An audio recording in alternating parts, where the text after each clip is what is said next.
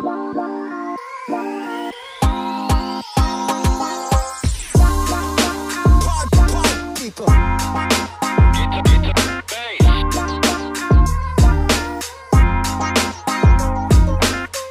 welcome back to Out of the Box with Christine, the podcast for conscious entrepreneurs, where I, Christine Blasdell, get to bring to you, the conscious entrepreneur, some master teachers in all realms of life, health, wealth, love, prosperity, abundance, and you name it. If it's about making your life better, we're going to be talking about it on the show. Stay tuned. It's going to be a great episode. Hello, everyone, and welcome back to Out of the Box with Christine, the podcast for conscious entrepreneurs. I'm Christine Blasdell, your host, and I am so excited about today's show. You are in for a big treat, my friends. My guest today is Mitchell Coombes, who is known as Australia's most trusted spiritual medium. He is also the author of Sensing Psychic, Signs from Spirit, Inspiring True Stories from the Afterlife, and Sensing Spirit. Mitchell has helped literally thousands, I'm going to say tens of thousands of people, because you've been doing this for quite some time, Mitchell. Worldwide, he's been helping so many people from all walks of life through his extraordinary gift of mediumship, bringing them comfort and transforming their lives, including me. And we'll talk about that in a second. Born and raised in Newcastle, Australia, Mitchell comes from a very long line of gifted clairvoyance that stretches back more than 400 years. And we are going to be talking about that, Mitchell. Welcome to Out of the Box with Christine. Hello, Christine. Thank you so much for having me. It's great to be here. Oh, I'm honored to have you. And I am so excited because I said, including me, because you did impact my life greatly when my wife and I got to see you recently live. And my goodness, my grandmother came through, and boy did she. boy did she. But it was just a wonderful experience. And I knew as soon as you started talking to me about her, how amazingly gifted you are. So thank you for that wonderful gift, by the way. Thank you. I thank you for trusting me and giving me the honor to channel your grandmother to connect with your loved ones in that setting, because it really is amazing. I always say how the spirit world works. I really believe that our loved ones often are with us, are around us, and that love lives forever. And the way that they can come through to us is just, incredible, because we can have our own personal experiences where we may receive signs from them. We may see, what we call like the butterfly, or we see feathers, or receive pennies from heaven. And then we can have direct experiences, whether it's through a one-to-one, a private appointment where you sit with a medium like myself, or as you experience, Christine, in a live audience setting. And what's so remarkable about a live audience setting is that it doesn't matter where you sit in the auditorium or in the theater. If a message is meant to be for you, your loved ones will absolutely find a way to come through.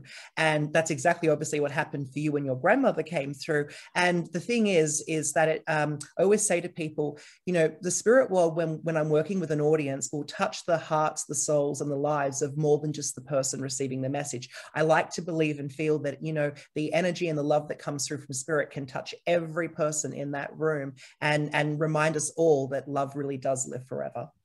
Well, and especially because I was there just to be like a witness, right? I was just there just to experience and see others. And the people that came through that night, for those that were in the audience, many of them too were people that had taken their own lives. They were children. They were young people that had taken their lives, and the emotion that was in that auditorium when you were speaking to them and saying, "I'm okay," to their moms. I mean, there were just tears flowing from everyone saying that, I'm okay. I'm all right. I love you. I'm with you. And that is so absolutely important for especially anyone that's grieving a child or a loved one that has left this plane, right? Absolutely. And I always say, there's no loss greater than the loss of a child. And I talk to parents every day that have unfortunately lost children of varying ages. And all loss is awful, isn't it? I mean, all loss is sad. But I feel that that's what I love so much about the work that I do as a spiritual medium is really showing people, as you've just said, that love goes on, that life goes on, that love lives forever, and that our loved ones are with us. And I find that with the healing messages that come through, I mean, it really can can be life-changing. And people say to me all the time, oh my goodness, you're incredible, or oh my God, that was amazing. But the thing is, I'm not incredible. In fact, I'm the most ordinary person you should ever wish to meet. Yes, it's very extraordinary what I do, but I'm just an ordinary person. And I always give credit to the spirit world. And I say, don't thank me, thank your loved ones on the other side, because they do all the work. They've done all the job. It's not me. I really am a medium. I am a middleman. I am simply the messenger. And but it warms my heart when I see a person transform before my very eyes, because, you know, someone may have been in very deep grief for a long time. You know, a memory that comes to mind is I was out in the shopping center and I was grabbing a few bits and pieces. And there was a lady that I actually bumped into, a complete stranger to me. And we both, you know, did the whole awkward, oh, I'm sorry about that, you know, a bit awkward. But as I looked, standing next to her, I could see a young girl. And I remember saying to the lady, excuse me one moment before you run off. I have to tell you something. And she sort of looked at me as if to say, who are you and what do you mean? And I said, well, you know, I'm a spiritual medium, which means I connect to the spirit world. And I feel I have a message for you. Would you be open to a message? And this lady sort of like looked at me very bewildered. I guess she was just as much shocked as I was, because she wasn't expecting a complete stranger to say this to her. And she said, oh, okay. And so I said to her, well, I can see a young girl standing to the side of you. She tells me to tell you that she is your daughter. And she keeps saying to me, Mitchell, mummy blames herself, but it's not her fault. And I said, your daughter is saying to me to tell you it's not your fault. You mustn't blame yourself for her passing. Well, with that piece of information, this lady, she burst into tears, deep, deep, deep sobs. And I was sort of, you know, tried to console her. And when she could compose herself, she explained to me that her daughter was outside one afternoon playing with her brother in the front yard, kicking a soccer ball around. And the phone rang. And as she ran inside to go grab the phone to take the call, she heard the screeching of a car brakes. The ball had gone out onto the road and her daughter was killed instantly. And this lady for 2 years had been carrying this grief around, feeling so overwhelmed and so responsible, that she actually said to me, you know, Mitchell, she didn't know my name at the time. She goes, you know, tonight I've just been so lost within myself and feeling such grief within myself. I was really thinking about ending it all. And this tonight, and this just changes everything. And she said, thank you so much. She thanked me profusely, but I thanked my guides. I thanked spirit. I thank God. I thank the angels for putting me in the right place at the right time to be a messenger to help this lady. And I've since spoken to her many times since and over the years. And, you know, it just shows you that to me is the true work of a medium. I mean, it really is. It's about healing grief. It's about helping people. It's about putting lives back together. You know, I don't have the ability to do that. I simply share what I see, what I hear, what I sense. And that's the way it comes to me. You know, I see, I hear, and I feel the spirit world. But that's one example that really stands in my mind, where, you know, you can see a person literally transform before your very eyes through the beautiful gift of mediumship. And as you've just stated, one reason why I think you're the perfect medium is because you don't have ego. You know, you don't, there's not a braggadocious bone in your body. And so I don't know that I'm the perfect medium. no, but I mean, what I'm saying is that you don't have that layer of ego that, you know, that I'm this or I'm that. You really truly are a conduit. And so spirit and those that are on the other side of the veil that we can't see with our physical eyes, they are around us all the time, but they can sense that as well. And who better to go through than someone who doesn't have an ego and who is going to also speak up and just say, you know, this is what I'm seeing and feeling. This is what I'm hearing right now. That's it. Yeah. And you need to always sort of say, I always say to, you know, when I've taught workshops in spiritual development or psychic development, you always say what you see, hear, feel, and sense. Don't try to interpret. Don't put your idea on it. If you see a red apple, you say, I see a red apple. You know, an old teacher of mine used to say, I gives it as I gets it. In other words, I give exactly what I receive. I don't put myself into it because, again, it's not my message. I'm just the messenger. I would love to. Can you tell the story? I feel like we should have like bedtime stories with Mitchell. We're going to do story time with Mitchell. Okay. can you tell the story? Because you had mentioned this briefly when we saw you live and in person, but could you talk about as when you were young? Now, a lot of people would say, well, have you always had this gift?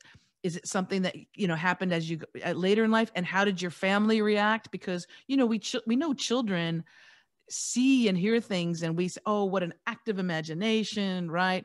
But can you talk about when you first, I guess, knew that you had these gifts, and also how your family reacted?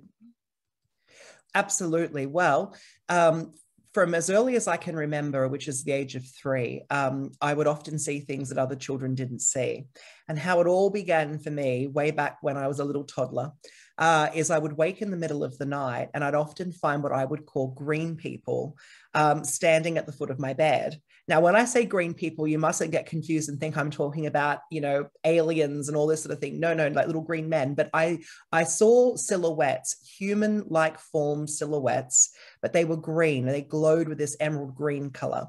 And the sight of them petrified me. I have to admit, I was terrified. And I would, in the middle of the night, I would race into my parents' room and say to my mom and my dad, the green people are back. The green people are back again in my room. And it took a lot of consoling to calm me down, because often, a couple of times in the week, I would have these visits from the green people, as we would call them in this particular house, and where I lived at the time.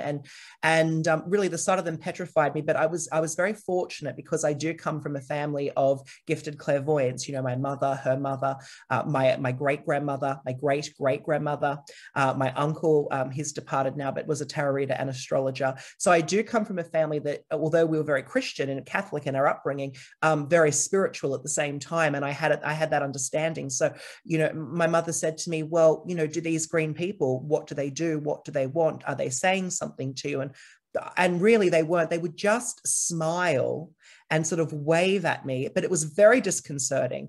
I mean, you sort of think, it was almost like they'd pull faces. And in fact, when I look back on it as an adult, I often would think of it like, if you can remember, like how Muppets, like the TV show, like would play around, like Muppets would sort of play around and sort of banter and sort of hop along. Well, that's what I saw these green human-like forms doing. And it was they'd move through the wall, they'd come down through the ceiling. And I can remember my mum said, but if you listen to them, she said, just remember, Mitchell, they're God's angels. And if you listen to them, they may have a message for you. Because I said, well, no, they don't harm me. They don't hurt me. They're not asking anything. And so she was reassured with that information. She said, well, if you listen, they're God's angels. They may have a message. And so listen, I did. And I can remember that, I think I was about 5 or 6. And my mum had a friend over and she was having like morning tea with one of her friends. And of course, I was occupying myself playing with my toy trucks in the corner and having a great little time. And then all of a sudden, something compelled me to stand up, go over to interrupt their conversation, their morning tea. And I said to my mum's friend, there's a little me inside of you. There's a little me growing inside of you, like a baby, is what I was basically trying to say. There's a little baby, or there's a little me living inside your tummy. And this lady laughed and sort of said, oh, don't be silly. And, I don't know what you mean, and laughed it off type thing. And my mum even said to me afterwards, like, why would you say such a silly thing like that? What do you mean? What do you mean there's a little you growing inside this lady's tummy? I said, well, I don't know. I'd say it's like a little person. And anyway, nothing was said of it. And then 3 weeks had came and 3 weeks had gone. And there was the phone rung. And on the other end of the phone was my mother's friend. And she said to my mother, how did he know? We weren't trying for a child. I certainly didn't think I was pregnant at the time, but I've just found out I'm expecting my first child. And so, and mum said to me, well, what made you say that again? I said, I don't know. I said, the green people told me. So you see, I've always had this gift my entire life. And when I went to school, a very early recollection I have of going to school was when my very first day of kindergarten. I was a pretty talkative child, as I'm sure you color you shocked. I mean, I was a very talkative child. So even through preschool, I was pretty active, pretty outgoing. Like I was a very confident in that way. But when I first started primary school, I can remember my very first day at kindergarten. And as you can imagine, a lot of kids, their parents have to leave them and they stay for a little while, then they go, and kids get very sort of cry, get a bit upset. And sometimes parents get very upset too. But this one girl, she was crying. She wouldn't stop. She was really upset. And in the recess, in our first little morning tea break, I remember saying to her, "Why are you crying? If anyone should be crying, it should be me, because my mum had to go home. Your mum didn't have to go home. She's been with you all day. So why are you crying?" And the girl told the teacher, and the teacher, I got in trouble because she sort of said, "That boy is saying things about my mother." Well, I didn't know that her mother had passed over. I didn't know that her mother had passed. I didn't know that she wasn't there in the physical sense, because as a young child, I saw her as clearly as I'm seeing you. And I believe that her mother was with her that day. And of course, we know spiritually she was. But as a young child, I didn't understand. And so it took me a long time, Christine, to work out that I would see things that other children didn't see. And what I thought was perhaps normal for a lot of people is very sort of unnatural. It's not normal to them. But I believe spirituality is the most natural thing in the world. But as a young child, I was different. And so I've always been a little strange. I've always heard voices and seen faces and had visions. So that's just, but there's some of my early recollections I can remember. But see, because I come from a spiritual family, I wasn't discouraged, but it wasn't encouraged either. I was just like left to be, like, if I had questions, they would be answered. If I needed help, I'd be given that assistance, but it wasn't thrust upon me, you could say. I wasn't forced into this by my family, but it's very natural for us. Most families, most kids play football and soccer, and that's considered normal. And if you don't, you're a little bit strange. Well, in my family, if you don't read cards or tea leaves or have some kind of ability, you're a little odd. What's wrong with Mitchell? That's it. Well, but I was a very sensitive child. And so I want to use my heartbeats here on this earth as best as I can to help others, and also to live a full and beautiful life. And I'm sure that everyone listening or watching this would feel the same way about their own life. It's honestly, it's like we don't have time to get caught up in what we can't change. Well, and it carries an energy as well. And we know that energy is even just reminiscing, because that's the other thing, is that we can look at things in life. And this has happened to me so many times. And it's like, that's why when a curveball gets thrown at you, right? Whatever it is, an accident, or you lose a job, or someone breaks up with you or something. It's all how you look at it. And even though in the moment you're going to feel the feels, you can also go, you know what, maybe this is clearing me for something else. Maybe this is to bring me into a different area of my life that I didn't think was possible. And all those major things that have ever happened to me, it was all to set me onto a course of things that were much greater than I could even imagine. But at the time, it's hard, right? Because at the time you're like, this sucks. It really is. And when a person's in pain, I always say, your pain is your pain. There's no good saying to somebody who's in pain, "Oh, well, there are people who are worse off than you," and this and that, because at the end of the day, your pain is your pain. It's what you're feeling. But there's a famous saying, it's laugh and the world will laugh with you, cry and you'll weep alone.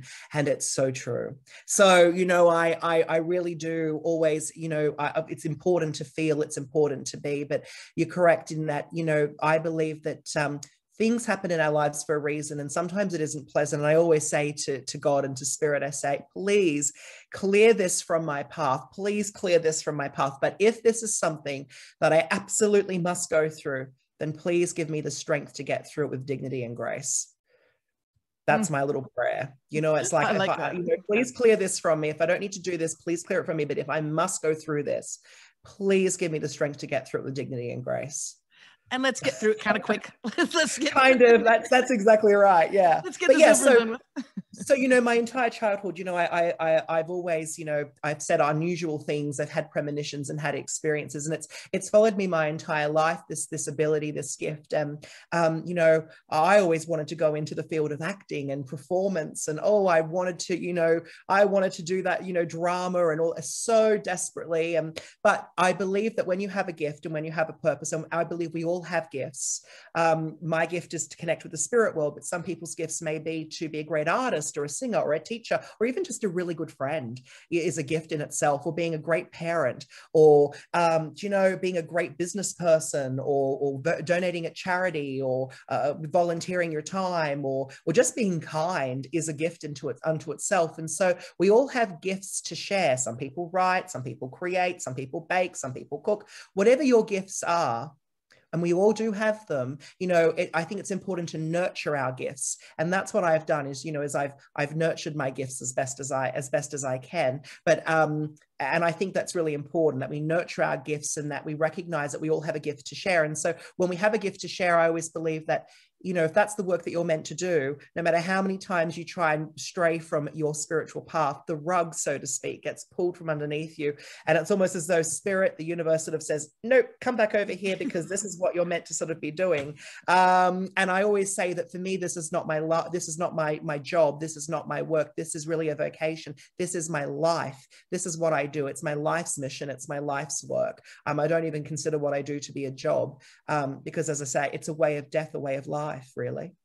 Well, and that's, this show is for conscious entrepreneurs, right? And the idea is that if you're doing something that you're really truly passionate about, that you love doing, whatever it is, if it's tinkering on Volkswagens, or if it's being a podcast coach, or being a spiritual medium, if you really love it, it's not work. It's not, it's not like, oh, I got to go back to the grind of Mondays. When Mondays happen, you're like, yeah, it's Monday, back to creating, right? Back to helping. And so that's something that's so important for people, to tap into something that they really love. It really is. And it's, it's what I live and breathe. It's just what I can't absorb enough of it. I love this work, and I love being able to help others, more than anything. But you're right. I feel if you follow your bliss, and people always say, I don't know what my purpose is.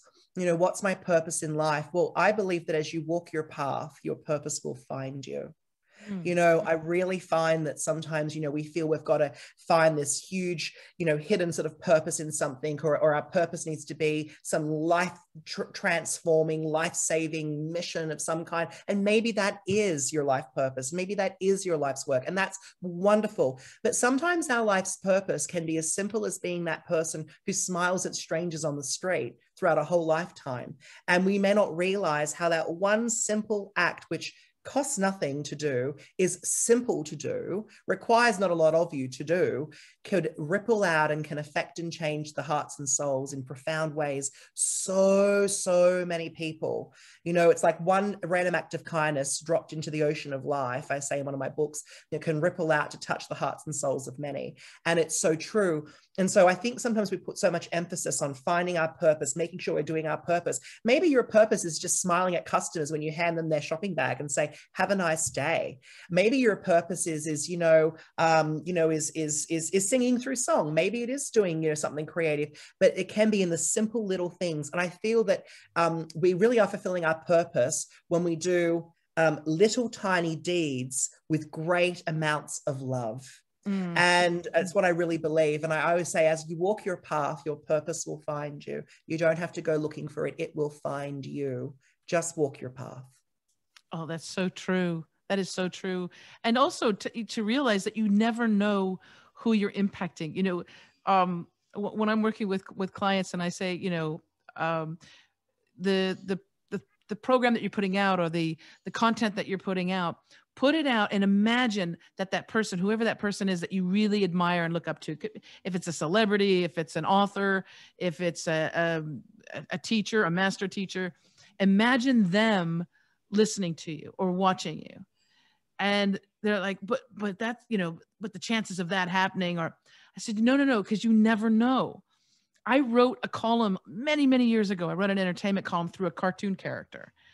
And it was a vampy, campy kind of cartoon character and very saucy. And it was all about entertainment, Hollywood, blah, blah, blah, blah. And the Hollywood Walk of Fame type thing. And one time I met Lily Tomlin and her partner, Jane Wagner. And I just came up to them very sheepishly because they were having dinner and I didn't want to bother them. I was like, oh my God, everybody bothers these celebrities.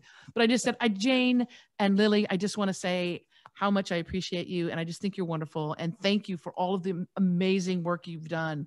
You've changed the world in so many ways with your artistry.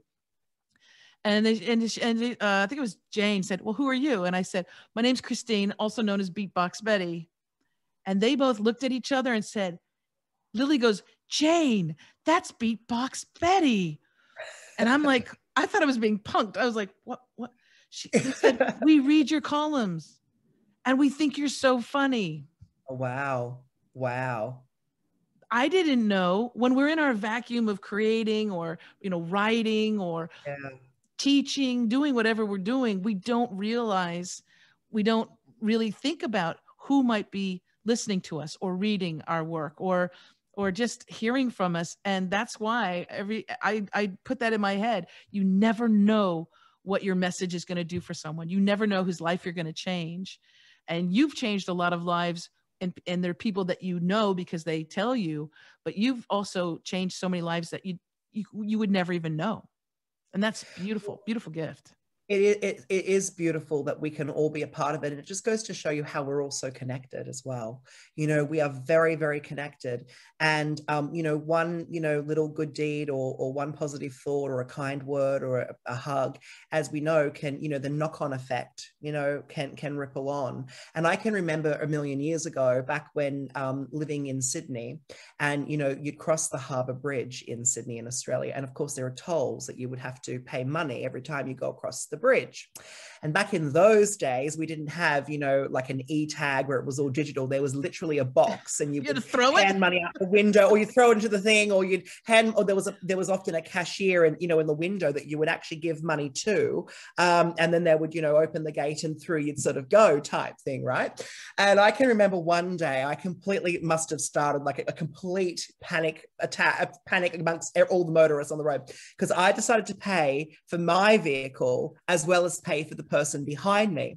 And so I decided, and I said, now you tell the person behind to pay, but it's for the person, so it was like a knock-on effect. So that way, and everyone can say, oh, it's been paid for. We paid, pass the kindness along, pass the love along. And that's a little like lesson I like to teach to my students is, pass love along where you can. I think that's really important, and what's even more important is not just seeing how we can affect the souls and the hearts and the minds of people here in this world, but our loved ones in the spirit world are very much a part of our lives, and the spirit world sees us. And I don't think people realize how much the spirit world really does see of us and our world. And there are many times, I'm sure, when we've all done things that we haven't been proud of, and we've thought, oh, well, nobody will know, nobody knows. Nobody saw that. Nobody will see that, or whatever it might be. But is that the case? Because the chances are the spirit world does see that. Somebody did see that. We see you. Is often what I hear the spirit world saying. We see what you just did then. We saw that little thing that you tried to do then. We saw you avoiding that phone call. We saw certain things. And so I always say it's very important to live a life that not only makes yourself proud, but to live a life that you'd be proud for everybody to be able to see, because the spirit world really is seeing all. And I always learned that if you don't want something on the front page of tomorrow's newspaper, don't do it. It's like you need to be very transparent. And it's so true that our loved ones in the spirit world, they see our thoughts. They see our aura, which is the energy around our bodies. They can see our intentions, and they can feel it as well. When we think of a loved one who has passed with love, they come to be by our side right away. They're there with us. So quite often, people don't realize how close to us the spirit world really is, because it's a world that they may not be able to see, or perhaps they're not as connected into sensing or even feeling. They sort of discard it as, oh, well, yeah, that's interesting, but it's over here. But the reality is the spirit world is all around us. Your loved ones are all around you, and your guides and your angels are all around you too. And they're seeing, what it is that you are doing each day. So it's incredible, as we were talking about kindness and doing little deeds, how it does affect people in this world. But you'd be quite surprised to learn how much it affects those in the spirit world who often look onto us with eyes of wonder and eyes of love and appreciation, when they can see also it affects them in their world too. Our kind deeds we do here for others affects them as well in the spirit world. Well, you know what I just got a visual of is a person just walking around, right? Going from day to day, maybe, I don't know, going to their job or going to class, whatever, and very much in their head, and just walking, thinking, I'm alone. I'm the only one that feels this way, and feeling very isolated. but then seeing all their loved ones around them, then their angels, then their guides. It's like a legion of beautiful beings that are surrounding. So you are never alone. But as human beings, we tend to feel like we're completely isolated, and we're the only one that feels this way as well, right? Like we're all Yeah. alone. We'll always be alone, that type of mentality. But there's so many sources that are there cheering us on and guiding us. Do you believe that They're also, really, that our guides or our angels also um, help prevent us from, maybe we are not supposed to yet pass, we're not supposed to go into the other side yet, but they might step in from time, because I've had too many experiences where very I should much have been so. dead. I should have Yeah, been gone. yeah, very, very much so. I had a friend who was involved in a car accident when she was younger, many years ago, and the car rolled 3 times. She shouldn't have walked away from that car accident, she says, but she walked away without a scratch. On a country road, this happened in Australia. So, country roads for international people, they're pretty rocky. They can be very bumpy. And, she really shouldn't have walked away from that accident, but she did with barely a scratch on her body. And I mean, barely an actual scratch. And she says, well, what was that? Was that my angel? Was that someone looking out for me? And I would say, yeah, it is. I would say yes. This is the thing, and I think this goes for, this is great for anybody who might be feeling a bit stuck or a little bit, uncertain of things. We always have spirit helpers, people that are there to help us, to inspire us, to guide us, higher beings. And all we have to do is turn our worries, our problems, our concerns over to, whether you want to call it your angels, a loved one in spirit world, God, the universe, Buddha, it doesn't matter. But turn your worries over, share with the universe, write down what's worrying you, write down what you're feeling stuck with, write down what you're needing help with, speak it out loud, think it in your mind, whatever you want to do. But pay attention to it and ask for help. Ask the spirit world to intervene. Ask the spirit world to help. Ask your loved ones to help. Ask your guides to help, because they will always be there to help you, to guide you, to inspire you. And sometimes, it will come through to you as a thought in your mind. It reminds me, there's this really old movie, and the movie is called Always, and it has the actors in there, Richard Dreyfuss and Audrey Hepburn. So it's a really old movie. I think it might be one of the last that Audrey Hepburn actually did. And in the movie, there's a man, and he's a cadet firefighter pilot. So he's learning to put out fires from the air. And in battle, or going into action, there's an older man, and his plane comes down, and he dies, in it. But then Audrey Hepburn shows up, and she says to him, you're going to become a guide for the young pilot that's learning to, do what you used to do. And he's like, what? And they're walking through a field, and he says, well, if I'm going to be this guy's guide, how am I going to communicate to him? And Audrey Hepburn says, well, you just think thoughts. They often think it's their own thoughts, but it doesn't matter as long as they get the message. And I love that, because I really believe that we often will be driving around, or taking a shower, or going for a walk along the beach or wherever, and all of a sudden a thought from seemingly out of nowhere comes into your awareness, and you think, oh my goodness, I've just had the best idea, or I've just figured it out, or that's the solution, or what if I call this person? And it's these thoughts, and you think, it's not my thought, because I'm thinking about, making a salad sandwich for lunch. I'm not thinking about the solution to life's mysteries. But all of a sudden, here it is. And so it's a little bit like, so quite often we will receive thoughts from inspired guidance, inspired thoughts that I believe come from your team of angels, helpers, guides, and they're there, but you must remember to ask for help, ask for their intervention, share what's going on, and then don't forget to say thank you. Say thank you, and don't get spooked, because that's right. They're there to help you. They really are. And there's a lovely story that I like to share with my students about the importance of gratitude and saying thank you to spirit, to your angels, to God, just in general. But There was a man and he passed over to the spirit world, and he was met by an angel, and the angel said to him, I'm going to give you a tour of the afterlife. And they proceeded to walk down a very long corridor, Christine, and they came to a huge room, and in that room there were thousands upon thousands upon thousands of angels, and they were frantic, so frantic. And the man says to his guide, to his angel, what is this place? And the angel says to him, this is the department where all of the requests for prayers and help and healing and intervention are received from the earth. And we can't keep up with them. We get 3 requests every second. It's, you know, it's very busy here. He said, oh my goodness me. Wow. And they said, yeah, we love getting requests, but we get so many. We're very busy. We can't keep up. And they walked down this long corridor and they came to a second room. And in the second room now was even bigger than the first room. And it was twice as many angels as the first room. And they were very frantic. He said, well, what's this department? He said, well, the guide said, well, this is the department where all of those prayers for healing and help and so on, we divinely package them up with love and we dispatch them back to the planet Earth.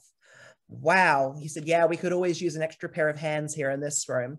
And they continued walking down this long corridor for what seemed like an eternity. And they finally came to one small room. And the man who was having this tour was quite shocked, because in that room, he saw not hundreds and thousands of angels, just one angel sitting very idle, not doing anything at all. And he said, well, if the other 2 places, the other 2 room, departments are busy, what's this angel doing? And the angel that was giving him the tour looked at him with sadness in their eyes and said, this is the department of gratitude and thanks, and very few ever come back. So it's always important to ask, believe, receive, and then remember to say thank you. And as you say thank you, and as you acknowledge the signs or the guidance or the inspiration or the healing or the intervention or the help that's coming along to you, you create a bridge. And that bridge connects you deeper and deeper to the spirit world. And you'll find that you have a whole support team around you and very present in your life. It's a great way to live. Wow. And what a great way to end this interview, because I am so grateful and thankful for you. I am so absolutely thankful that our paths crossed and that I got to know you, and you are welcome back on Out of the Box anytime. Please let our listeners and our viewers know how they can find out more about you, how they can also get your books and all of that. What's the best place for them to go? Well, I just want to firstly say thank you very much for having me on. It's been a privilege and a pleasure to be able to chat to you and to talk with you and to share this with everybody. And I would love to come back in the future, because I feel like we're just getting our conversation here started. I know. An hour goes by fast. I know. But it really is a pleasure. So thank you very much for all that you do. And I appreciate all of the wonderful work that you're doing as well, which is wonderful. If people would like to find me, I'm on social media. So Facebook, Instagram, Twitter. I also have a website you can go to, which is mitchellcoombes.com. And all of my books are on there. They're available on Amazon. You can get them on Amazon, anywhere books are sold, iBook as well. So you can find me online. I'm all over the place. But thank you once again for having me on, Christine, because it's been such a joy. Oh, it's been like a family reunion. And like I said, you are welcome back anytime. We'll make sure that we have links to your we'll have links to your books. We'll have a link to the website, though. That's really important for people to find out. And also, are you touring anywhere anytime soon? I'm constantly, perpetually, it's like on a loop, going around Australia in particular. So again, all the events and everything are all on my website, mitchellcoombes.com. And I highly recommend, if you go to his website, I highly recommend that you actually get to see Mitchell live. And don't be surprised if someone who you love, a loved one who is passed on, who's on the other side, does communicate to you through Mitchell, because it's just a wonderful experience. And again, thank you so very much. MitchellCoombes.com is the website you want to go visit, folks. And make sure that you reach out to Mitchell if you love this interview. And another great thing you can do is you can share this interview. If you loved what you were hearing and you know that someone, a family member, someone can really benefit from hearing these messages from Mitchell, please do share it. It's easy to do, and it can really brighten someone's day. Thanks again, Mitchell. I love you. Mwah. Thank you. Mwah. Lots of love to you too. Thank you very much. And thank you, wonderful listeners, for tuning in again to Out of the Box with Christine, the podcast for conscious entrepreneurs. You want to find out more information, you can go to outoftheboxwithchristine.com. And until next time, as I always say, remember to think outside of that damn box. Bye for now.